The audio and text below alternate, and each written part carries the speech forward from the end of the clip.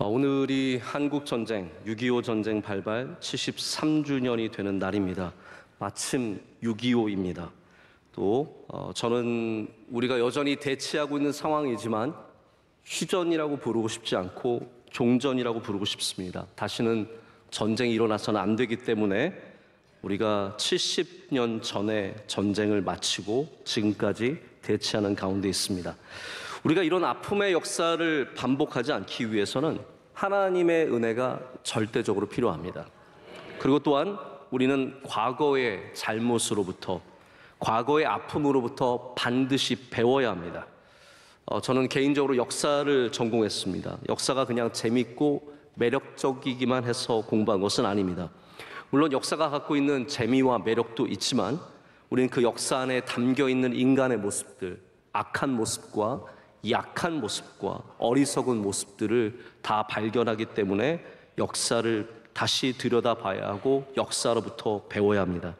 우리가 역사를 공부하는 것만으로도 우리가 내리는 결정에 대해서, 앞으로 벌어질 일들에 대해서 많은 생각할 여지들이 생깁니다. 그래서 사람은 배워야 망하지 않습니다. 사람은 끊임없이 배워야 합니다. 우리 기독교는 배움의 종교입니다. 그래서 공부를 싫어하시는 분들은 교회에 처음 나와서 굉장히 당황합니다. 왜냐하면 우리는 성경 공부가 있거든요. 공부거든요. 찬양도 새로운 찬양 나오면 새로운 찬양 배워보겠습니다 라고 말합니다. 목회자한테 인사할 때도 많은 것을 배웠습니다 라고 인사할 때가 많습니다. 기독교는 역사적으로 학교를 참 많이 세웠습니다. 누구보다도 학교를 많이 세웠고 차별받는 사람들, 여성과 유색인종과 어린아이들에게 교육의 기회들을 제공했습니다. 제가 몇 주 전에 그런 말씀을 드렸죠. 랍비 10명이 모여서 하나님의 말씀을 공부하면 거기에 하나님의 영광이 임재했다, 쉐키나가 임재했다라고 말씀드렸는데요. 여러분, 공부하면, 배우면 하나님의 영광이 임재한대요. 얼마나 놀라운 사실입니까? 그래서 우리 유대교를 시작으로 기독교까지 우리 모든 배움의 자리에 배움만 있는 것이 아니라 하나님의 역사하심이 있다는 것을 우리는 보게 됩니다. 근데 막상 우리 그리스도인들이 우리의 삶 안으로 들어오면 우리 배움의 정의가 굉장히 폭이 좁아지는 것을 발견합니다. 우리 배움이라는 것이 무엇입니까? 배움을 시기라고 생각하시는 분들도 있는 것 같습니다. 내가 학교를 다니는 동안에 배우겠다라는 거죠. 아니면 시험을 통과하기 위해서, 어떤 고시를 패스하기 위해서, 중요한 시험을 통과하기 위해서 배우는 것에 지나지 않는 것으로, 시험이 끝나는 동시에 모든 것을 내려놓는 배움이 있기도 합니다. 혹은 스펙을 쌓기 위해서, 직업을 갖기 위해서, 남들에게 무엇인가를 과시하기 위해서 배움을 갖습니다. 또 아예 반대 지점에서 반이성주의, 배움은 아무 가치가 없다라고 주장하시는 분들도 있습니다. 특별히 교회 안에 그런 위험성이 있습니다. 우리 부흥의 시대를 지나면서 많은 설교자들이 뜨겁게 설교하다 보니까, 뜨겁게 설교하면 여러분 원고 보면서 안 합니다. 다들 그냥 주시는 은혜대로 하게 되죠. 그러다 보니까 배움이 아무 의미 없다. 뭐하러 신학교 가냐? 우리 목사님들 가운데도 어떤 분들은 신학교 뭐하러 가냐? 배우는 거 하나도 없다고 말씀하시는데, 잘 못 가르치는 신학교에 문제가 있을지언정 배움에 문제가 있는 것은 아닙니다. 배움은 중요하고 반드시 배워야 합니다. 오히려 잘못 배운 사람들이 잘못 가르치고 잘못 삶을 살아가는 것을 보게 됩니다. 예수님께서도 배우라고 말씀하셨어요.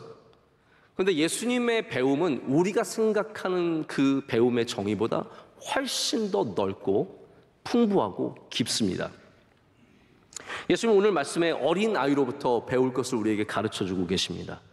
예수님의 비유를 보면 우리가 전혀 생각하지 않았던 것들에게서 배우라고 말씀하십니다. 마태복음에 무화과 나무에서 배우라는 말씀이 있습니다. 제가 한번 읽어드릴까요? 무화과 나무의 비유를 배우라. 그 가지가 연하여지고 잎사귀를 내면 여름이 가까운 줄을 아나니. 예수님께서는 이 우리 주변에 있는 아무것도 아닌 무화과 나무에게서 배우라고 말씀하십니다. 배움에 대해서 다양한 우리에게 길을 열어주시고 기회들을 제공해 주십니다. 마태복음 11장에는 예수님께서 이렇게 말씀하십니다. 나는 마음이 온유하고 겸손하니 나의 멍에를 메고 내게 배우라. 그리하면 너희 마음이 쉼을 얻으리니. 여러분, 이걸 이렇게 생각해 보면 어떨까요? 예수님에게서 배우면 삶이 쉬워집니다. 그렇지 않습니까? 제대로 배우면 쉬워요. 여러분, 김치 담그는 게 얼마나 어렵습니까? 그런데 제대로 배우면 김치 담그는 거 그렇게 어렵지 않습니다. 이상하게 배우니까 힘들고 괴롭고 어려운 거예요.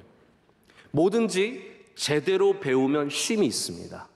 우리가 예수 그리스도를 제대로 배우면, 기독교를 제대로 배우면, 믿음을 제대로 배우면 거기 쉼이 있습니다.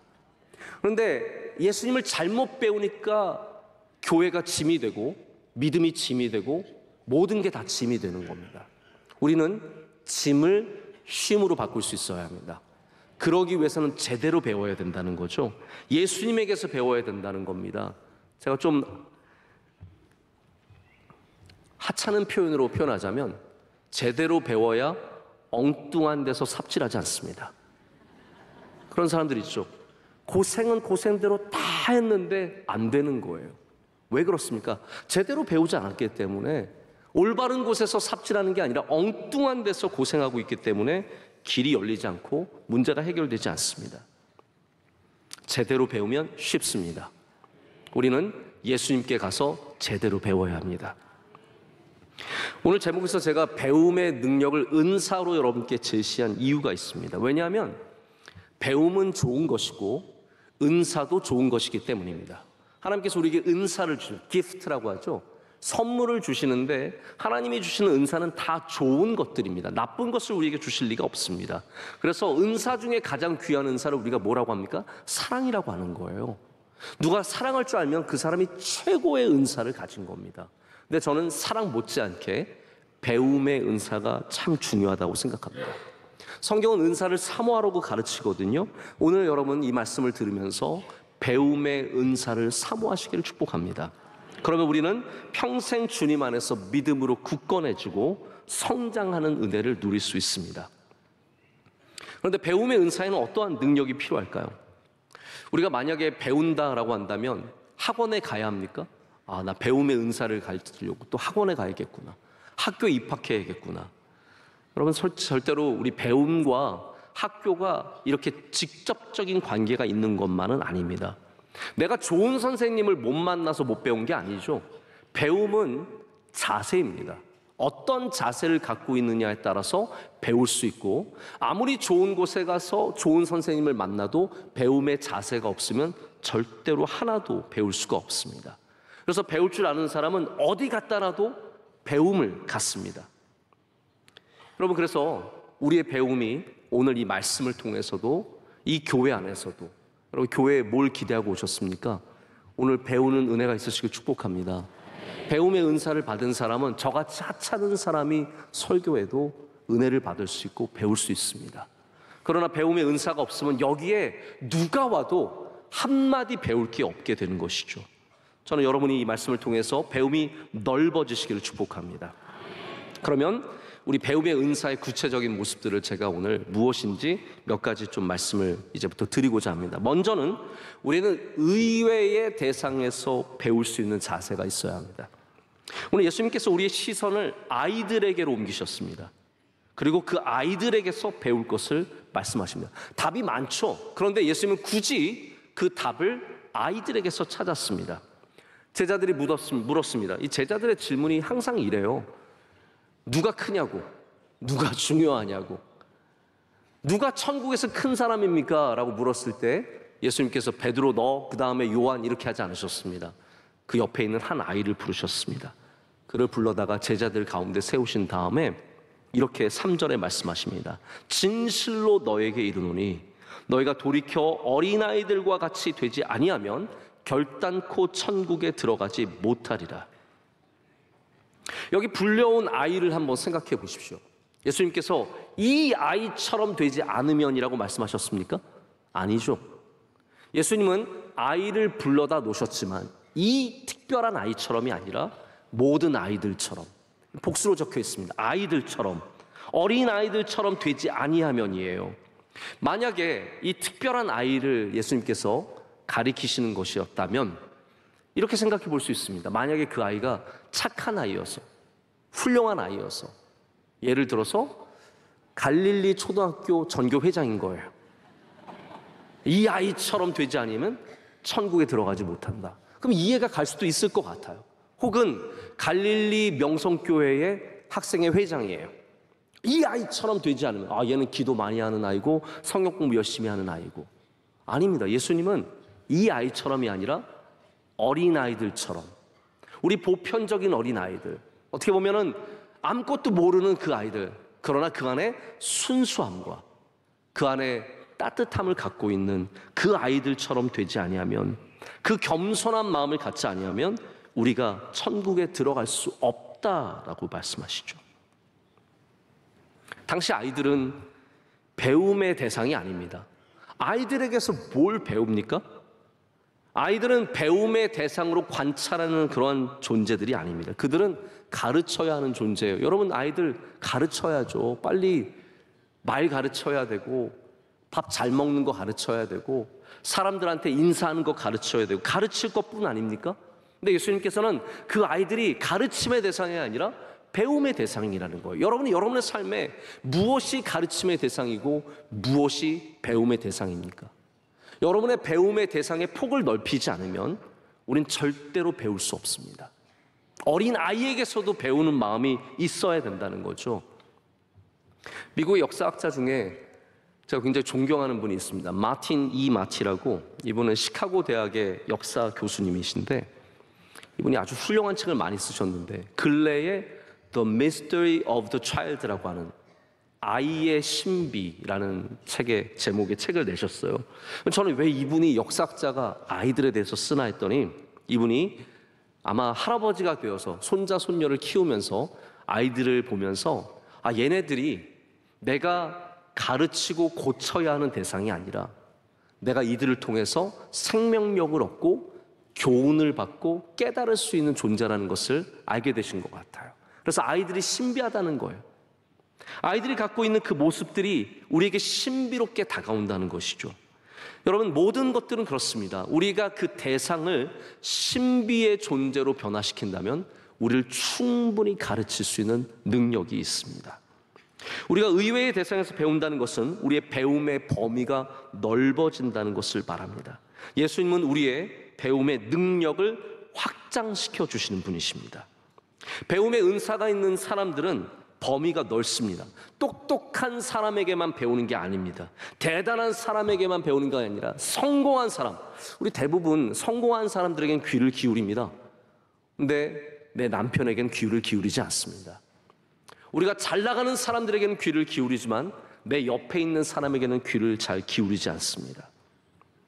예수님께서는 훌륭한 대단한 사람을 데려다 놓고 이 사람이 천국에서 크다고 말씀하신 것이 아니라 하찮은 우리 주변의 약한 존재들을 불러다 놓으시고 이 사람이 천국에서 크다라고 말씀하십니다. 그래서 예수님의 비유에는 우리가 참 익숙하지만 배울 것이 아니라고 생각했던 존재들이 등장합니다. 그 기대하지 않았던 대상들이 무엇일까요? 성경 한번 예수님 비유를 한번 생각해 보세요. 겨자씨 아닙니까? 겨자씨? 겨자씨에서 뭘 배워요? 그 작은 흩날리는 씨앗에서 뭘 배우겠습니까? 그런데 예수님께서는 그 겨자씨에 천국이 담겨 있다고 말씀하시는 거거든요. 하나님의 사랑을 얘기한다면 누구를 데려다가 하나님의 사랑을 얘기해야 될까요? 제가 만약에 오늘 하나님의 사랑에 대해서 설교를 한다, 그럼 제가 쓸만한 예화들은 테레사 수녀님이라든지 우리나라의 손양원 목사님이라든지 이런 분들 얘기하면서 하나님의 사랑 얘기할 것 같은데, 예수님은 어떤 위대한 인물을 데려다가 이 사람이 하나님의 사랑을 보여줬습니다라고 말하지 않습니다. 예수님께서 하나님의 사랑을 말씀하실 때는 목자를 얘기하셨습니다. 목자, 잃은 양을 찾아 나서는 목자. 얼마나 평범한 존재입니까? 자, 뜨거운 기도, 포기하지 않는 기도의 예를 누굴 들면 좋을까요? 기도의 용사들, 조지 밀러, 늘 기도하면 응답받던 그런 사람들 얘기하면 되지 않겠습니까? 근데 예수님은 포기하지 않는 기도의 예로 과부를 드셨습니다. 억울한 과부가 불의한 재판장을 계속 찾아가는 거예요. 이 과부가 진짜 기도의 중요한 예라고 말씀하시는 거죠. 모두가 다 대단하지 않은 존재들이, A급들이 아니라, A 플러스급들이 아니라 어떻게 보면 C급들, B급들을 보여주십니다. 이 평범한 존재들, 아무것도 아닌 존재들을 통해서 우리가 배워야 된다는 거죠. 이 세상에 으뜸이 있고 버금이 있습니다. 그럼 우리는 으뜸을 보여줘야 될 거 아니에요? 아닙니다. 우리의 배움의 대상은 으뜸만이 아니라 버금가지 않는 그러한 배움의 대상이라는 겁니다. 이런 예수님의 가르침의 비유들이 다른 곳에서도 똑같이 작용합니다. 누가 사랑하는 사람이냐, 누가 사랑을 베푸는 사람이냐, 예수님께 제자들에게 이야기를 주십니다. 여기 예루살렘으로 가다가 강도를 당한 사람이 있다. 그 옆을 제사장이 지나갑니다. 그냥 지나갑니다. 레위인이 지나갑니다. 그냥 지나갑니다. 그런데 사마리아인이 지나갔어요. 그러면 사마리아인은 원래 사랑이 많은 사람입니까? 아니에요. 의외의 대상이에요. 사마리아인들은 다 나쁜 사람들로 생각하던 그 시대에 예수님께서는 이 의외의 인물을 통해서 사랑을 우리에게 말씀하고 계십니다. 여러분, 그래서 우리가 기독교의 진리를 잘 이해하려면 반드시 하나님이 쓰시는, 예수님이 쓰시는 이 의외성을 꼭 아셔야 합니다. 하나님은 반드시 우리가 배우지 못할 만한 존재에서 배우게 하시고, 연약한 존재를 통해서 일하시고, 하나님은 약한 곳에서 주의 강함을 드러내십니다. 이게 의외성이고 오늘 주님의 말씀에 등장하는 배움의 가치입니다. 제가 가끔 아빠로서 기분 좋고 뿌듯할 때가 언제냐면요, 우리 저녁에 이제 아이들과 자기 위해서 저희가 다 한 방에 자니까 침대에 제가 앉아서 아이들한테 책 읽어줄 테니까 오라고 합니다. 때로는 아이들이 책 읽어달라고 책을 줍니다. 그러면 책을 이렇게 읽기 시작하면 처음에는 막내만 있다가 둘째가 오고 첫째도 와서 다 듣게 됩니다. 저는 그때가 참 뿌듯해요. 주변에 모여서 함께 책을 읽고 있는 시간. 근데 동화책을 보면요, 정말 몇 줄 안, 한 장에 몇 줄 안, 동화책으로 밥 먹고 사는 사람 참 쉽게 사는 사람들입니다. 진짜 몇 줄 안 쓰고 돈 벌고 있는 거예요. 한 장에 5줄, 3줄 이런 거밖에 없고 그림 딱 다 차 있습니다. 근데 여러분, 그 동화책의 내용이 얼마나 은혜로운지 아세요? 그 동화책의 내용이 얼마나 귀하고 값진지 아십니까? 인생을 다시 시작하고 싶으시면요, 아이들 동화부터 다시 읽으십시오. 그 안에 참 좋은 이야기들이 많이 담겨져 있습니다. 우리가 좋은 책에서, 베스트셀러에서, 어려운 신학서적에서만 배우는 게 아닙니다. 동화책에서, 어린아이들의 책에서도 배울 것이 많습니다. 그래서 배움이라는 것은 어떤 수준의 문제가 아니라 우리 마음의 문제입니다. 수준이 높아야만 배울 수 있는 것이 아니라 수준이 낮아도 배울 게 있습니다. 배움은 장소와 대상을 불문하고 이어져 가야 합니다. 오늘 예수님께서 어린아이들의 낮은 마음을 배우라고 하십니다. 우리 대부분의 사람들은 배움의 대상과 가르침의 대상을 딱 정해놓습니다. 이 사람은 내가 배울 만한 사람이고 저 사람은 내가 가르쳐야 할 사람이라는 거죠. 이게 좀 뒤바뀌셔야 합니다. 섞여야 합니다. 제가 며칠 전에 이름만 대면은 웬만한 기독교인이면 다 알 수 있는 유명한 목사님들 몇 분을 만났습니다. 그런 자리에 갈 때마다 떨리게 갑니다. 근데 거기 연세가 좀 있으신 목사님 한 분께서 그런 말씀을 하시더라고요. 그 가운데 저보다 조금 나이가 많은 훌륭한 또 목사님 계셨는데 그분을 가리키면서 내가 이분 목사님한테 많은 걸 배운다고, 이분한테 목회도 배우고 말씀도 배우고 설교도 배우고 너무나 많은 걸 배운다고 말씀하실 때 제가 굉장히 많은 도전을 받고 은혜를 받았습니다. 우리가 꼭 나이가 많은 사람으로부터만 배울 수 있을까요? 아닙니다. 어린 사람으로부터도 배울 수 있습니다. 선생님으로만부터 배우는 것이 아니라 학생에게도 배울 수 있습니다. 우리 명성교회에 전도사님들이 많이 계십니다. 제가 일부 예배 때는 우리 전도사님들이 이쪽에서 다 함께 예배를 드리기 때문에 소개를 잠깐 했는데 우리 전도사님들이 참 귀한 분들이세요. 20대 중후반부터 30대 초반까지 있는 교육 전도사님들, 신학교 다니고 있는 신학생들입니다. 이분들이 교회 학교에서 설교를 하시죠. 설교를 하시는데 뭐 유치부에서도 하고 타가부에서도 하고 중고등부에서도 합니다. 그런데 이분들이 설교하시면요, 우리 부장 집사님들, 뭐 30년 봉사하신, 20년 봉사하신 권사님들, 집사님들이 얼마나 은혜를 받는지 모릅니다. 저도 마찬가지입니다. 우리 전도사님들 설교에 은혜 받을 때가 참 많이 있습니다. 여러분, 은혜는 훌륭하고 위대한 목사에게서만 받는 거 절대로 아닙니다. 나보다 나이가 많고 경륜이 깊고 지혜가 많은 분들에게만 배우는 게 아닙니다. 우리 앞에 누가 섰든지 배우려는 마음이 있다면 우린 그 마음을 통해서 배움의 은혜를 누리게 되는 것이죠. 여러분, 이런 교회가 은혜 있는 교회입니다.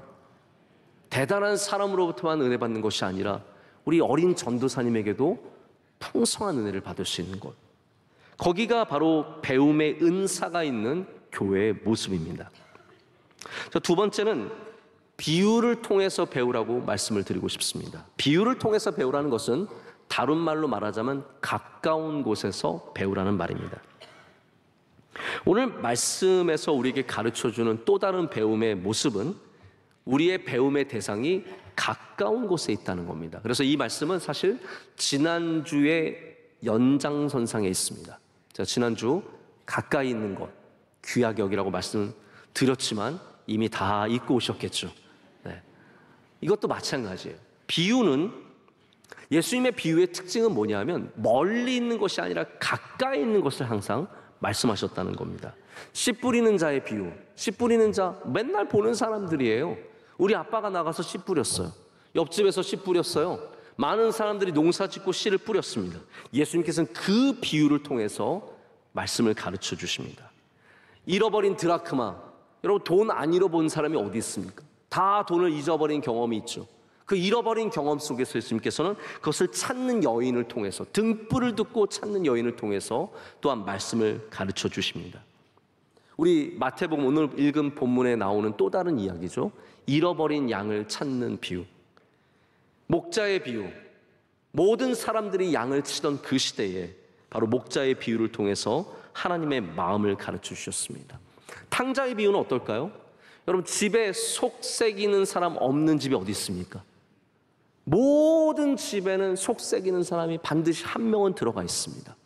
당연한 거예요. 탕자에 대한 비유를 통해서 예수님께서는 바로 그러한 가정에 대해서, 돌아오는 기쁨에 대해서 말씀해 주십니다. 이 모든 비유가 이스라엘 사람들 가까이 있는 비유였습니다. 예수님께서는 이렇게 멀리 있는 것이 아니라 쉬운 것으로, 누구나 이해할 수 있는 곳으로, 가까이 있는 곳으로 말씀해 주셨습니다. 저도 이제 설교를 자주 하는데, 설교할 때마다 제가 참 어려운 게 뭐냐면요, 쉽게 전달하는 게 제일 어렵습니다. 쉬운 이야기가 제일 어렵습니다. 만약 저에게 여러분께서 목사님 어렵게 설교해도 괜찮으세요 하면 저는 진짜 신날 겁니다. 어렵게 설교하는 게 제일 쉽습니다. 어려운 이야기 몇 개 갖다 붙여놓고 그러면 여러분은 하나도 모르시겠지만 저는 신나서 얘기하고 끝나고 얼마나 편한지 모릅니다. 근데 쉬운 이야기는 정말로 열심히 준비해야 되고 깊은 이해를 갖고 있어야 합니다. 제가 실력이 부족하니까 여러분께 쉽게 전달해드리지 못해서 죄송할 때가 참 많이 있습니다. 원래 비유라는 말 자체가 파라볼레이거든요. 헬라어로 파라볼레인데, 파라볼레가 아니라 파라볼레예요. 패러블, 영어로는 패러블이죠. 파라는 가까이 있다는 뜻이에요. 내 주변, 페라미터. 그래서 영어에도 페라라는 단어가 많이 나오지 않습니까? 파라는 가까이 있다는 뜻이고 볼레는 던지다는 뜻이에요. 내 가까이 있는 것을 내 앞에 던져놓고 보는 것이 바로 비유입니다. 예수님의 비유는 다 쉬운 것들을 앞에다 놓고 말씀해 주시는, 겨자씨 하나 놓고 말씀하시는 것이고, 오늘은 어린아이를 데려다 놓고 말씀을 하시는 겁니다. 제가 지난주 연장선상에 있다고 말씀드렸죠. 우리는 배우는 것도 뭔가 좀 멀리 가서 배워야, 유학을 가야 잘 배우는 거라고 생각을 하고, 좋은 곳에서 배워야 내가 많이 배울 수 있다고 생각을 합니다. 근데 여러분, 삶의 문제가 어떻습니까? 우리가 항상 어디에 가서 배울 수 있는 입장이 아니잖아요. 다 바쁘게 살고 있잖아요. 직장 가야 하고 가정 돌봐야 하는데 언제 시간을 내서 한 달을 가서 배우고 돌아옵니까? 빌 게이츠라고 하는 부자 아시죠?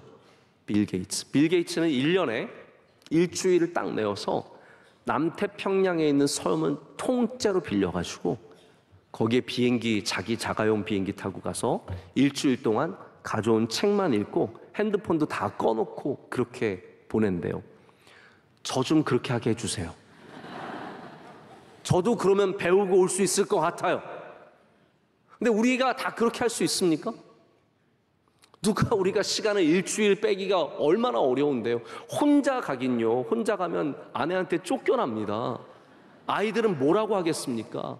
책만 읽고 어떻게 핸드폰 끄고 있으면요 난리 납니다. 직장 상사들이 난리 납니다. 핸드폰 끄고 지낼 수 있는 사람은 능력 있는 사람들이에요. 카톡 없는 사람들, 제가 보니까 카톡 없는 사람 별로 없는데 원로 목사님도 없고 저도 없거든요. 차이가 약간 있다면 원로 목사님은 할 줄 몰라서 없으신 거고 저는 안 하는 거죠. 다 우리는 카톡의 노예로 살고 있고 핸드폰을 끌 수 없습니다. 그럼 우리는 못 배우는 겁니까? 우리는 배울 수 있는 기회가 없는 겁니까? 제가 2012년도인가 3년도에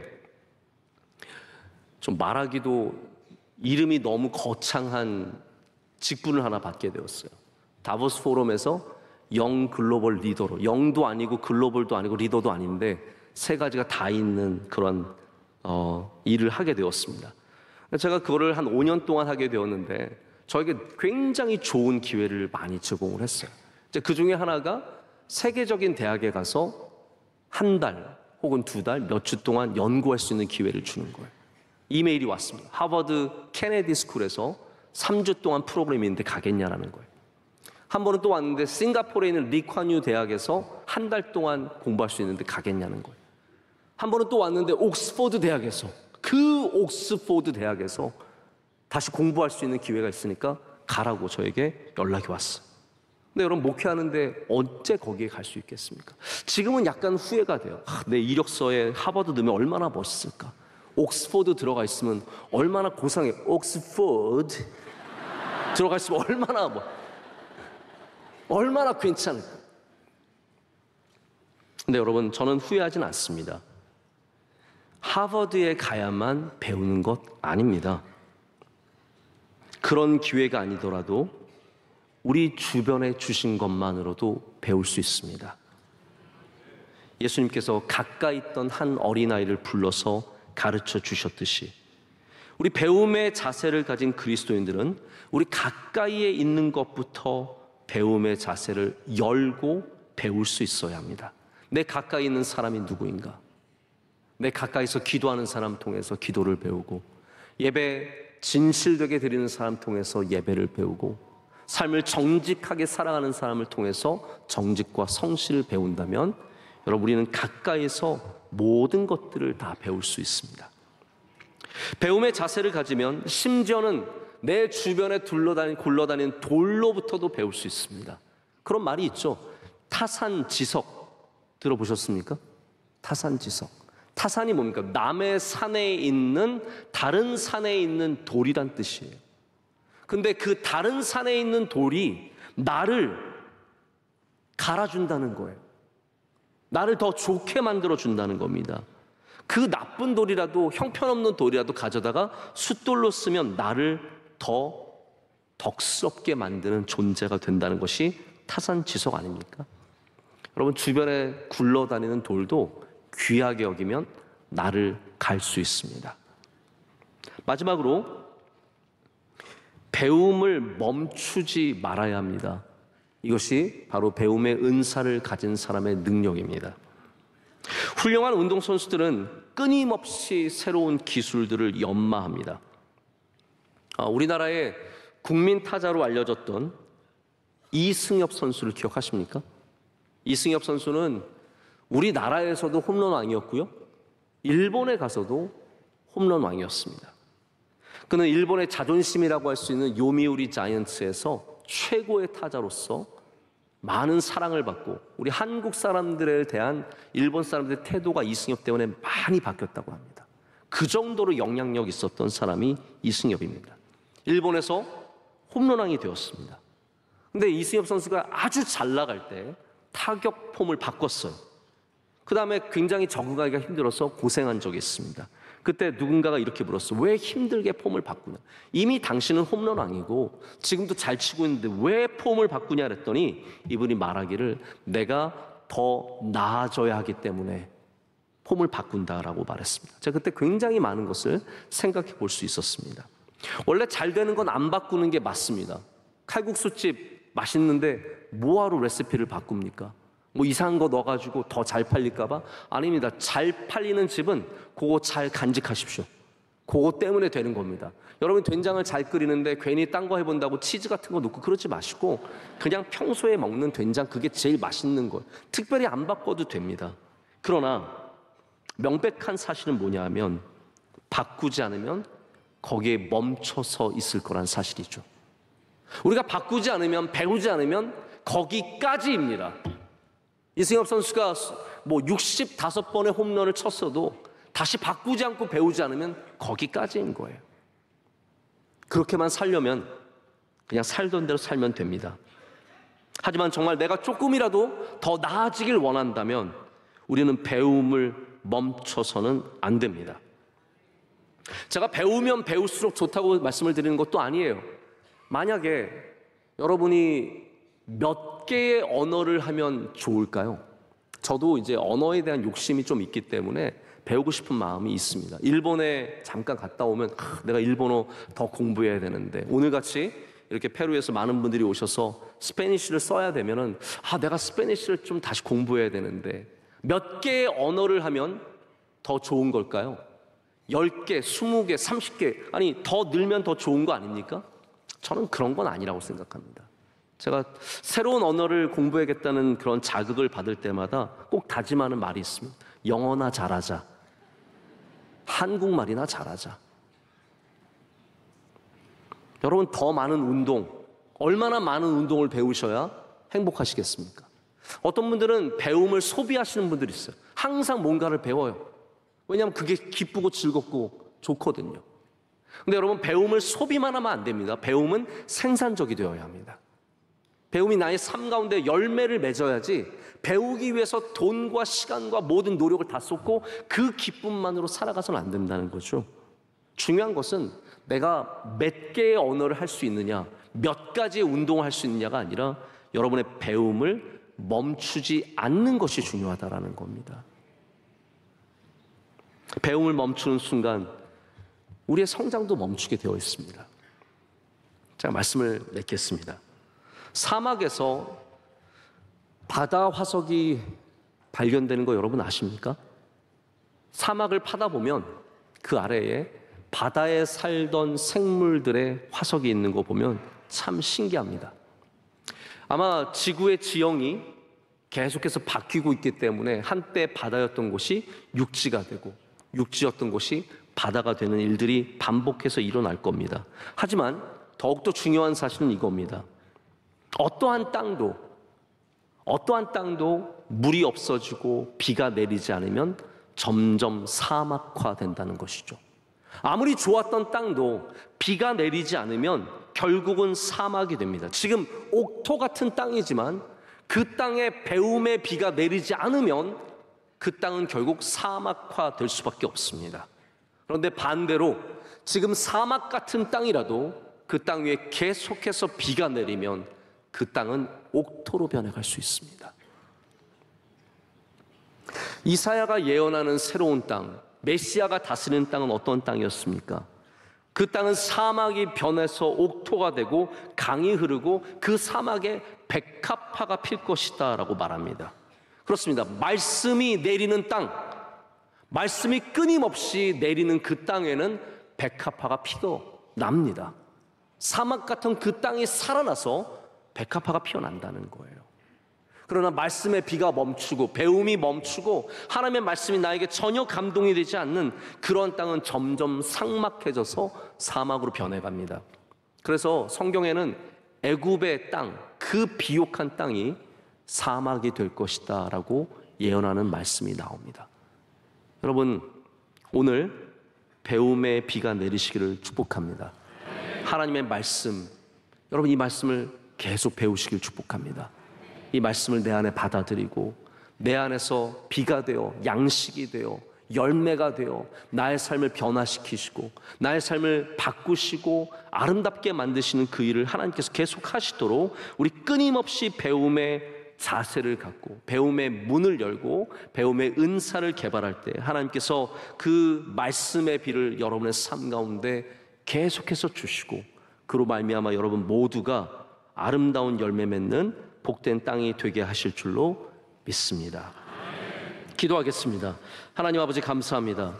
오늘 주님 주신 말씀 멈춰있는 우리에게 주시는 배움의 말씀인 줄로 믿습니다. 하나님 지금까지 믿어왔던 것으로 살지 않게 하시고 지금부터 배우는 것으로 살게 하여 주시옵소서. 우리의 배움의 자세가 다시 주님 앞에 바로 서게 하여 주시오며 닫혔던 배움의 문들이 활짝 열리는 은혜를 허락하여 주시옵소서. 예수님의 이름으로 기도드립니다. 아멘.